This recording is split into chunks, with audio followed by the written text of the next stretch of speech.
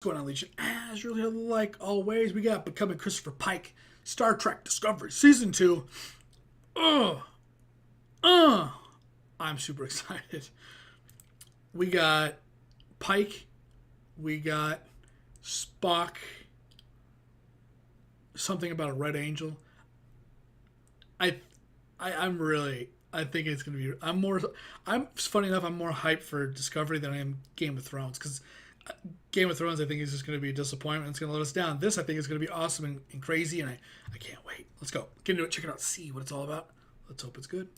Being on Star Trek it's not like getting another job. Sitting in the chair, the captain's chair, it got a little emotional. I'm Anson Mount. I play Captain Christopher Pike on Star Trek Discovery. Anson Mount. That's a weird last name. It's a weird first name. The original pilot for Star Trek was shot with Jeffrey Hunter playing Captain Pike, who was the captain of the Enterprise before Kirk. There's a lot to fill in about that character's storyline, so it's an honor to play the role and help to do that. Starfleet is a promise. I give my life for you, you give your life for me. And nobody gets left behind. Aye, Captain. I need a new ready room. Buddy. What the hell do people said, huh? They don't. Captain Pike is the kind of captain who is aware that his most precious resource is his crew. Yeah. When we come into season 2, the crew has had a tough time with a captain that they realized they couldn't trust. And I think Pike enters knowing that that's the wall he's up against and has to disarm them very quickly. Stand by for verification. Kidding. Oh my God, I thought I broke a captain. He is completely unafraid. Wait, was to that admit a behind the scene blooper or was that? Because I heard, but look, talking. quickly. Stand by for verification.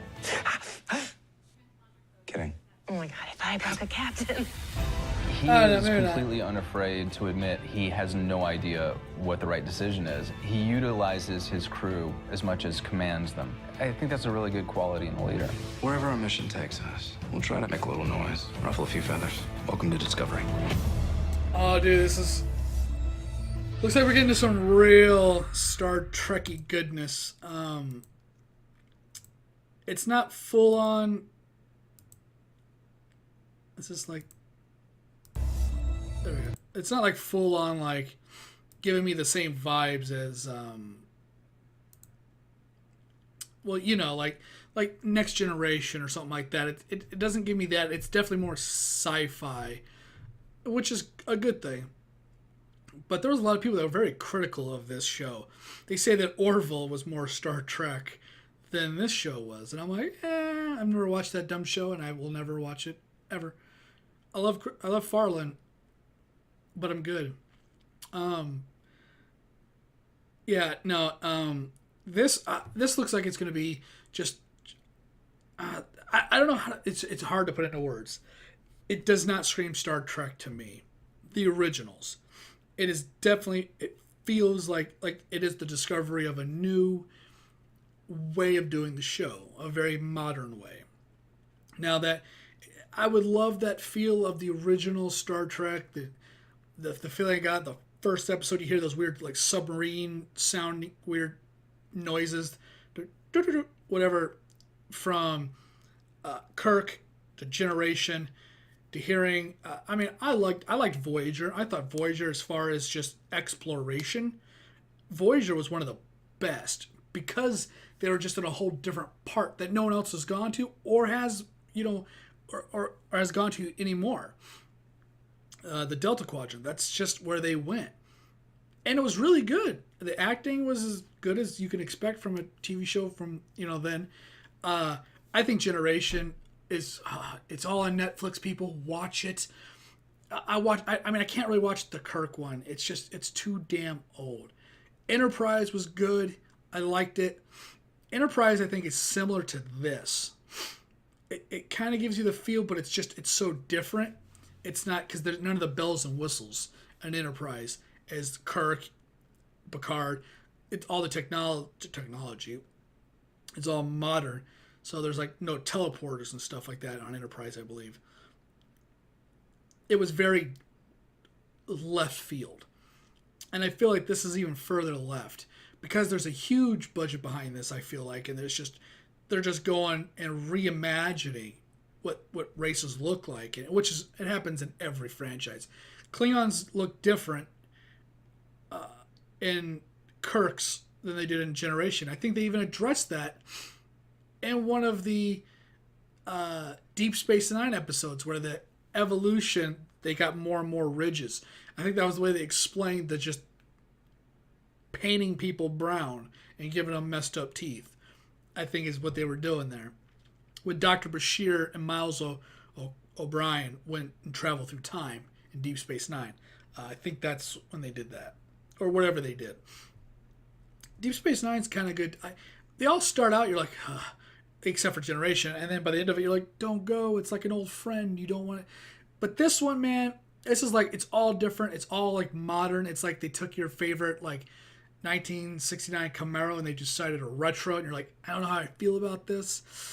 And some people like it and some people don't. Now, involving that car, I don't like it. But in this is just, I guess the way to look at it is it's just grander.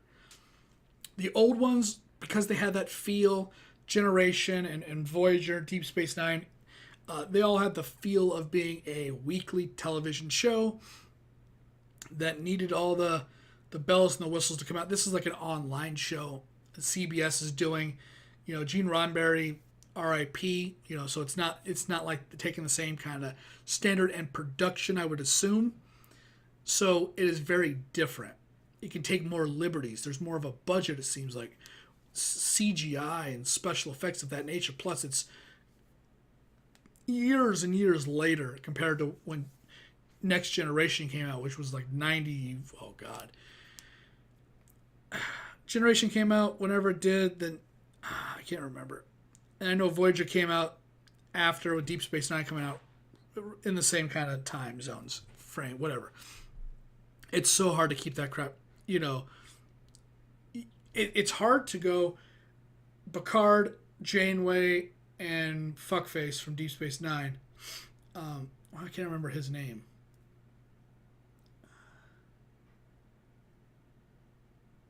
Anyways, it's crazy to try to keep the timeline of when the shows aired, you know, real life, and chronologically when the time periods were lining up in the Star Trek universe.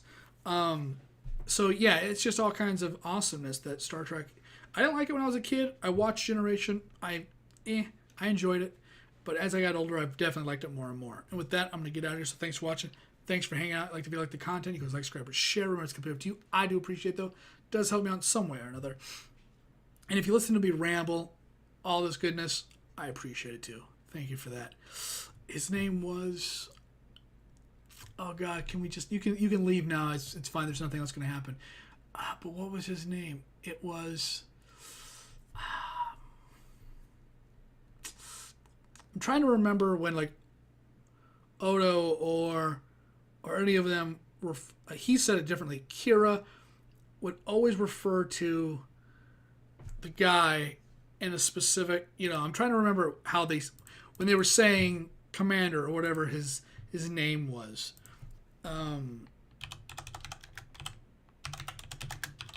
I am somebody that has a pretty good memory, and I hate looking things up, but because I'm on a time crunch, Benjamin. Cisco, that's what it was. That's what I couldn't remember. I usually remember things all the time. When I can't remember, I stop thinking about it, and then I remember. But because I don't want this video to be, 15 minutes long, I had to look it up. Anyways, that's the name. I gotta go. Later.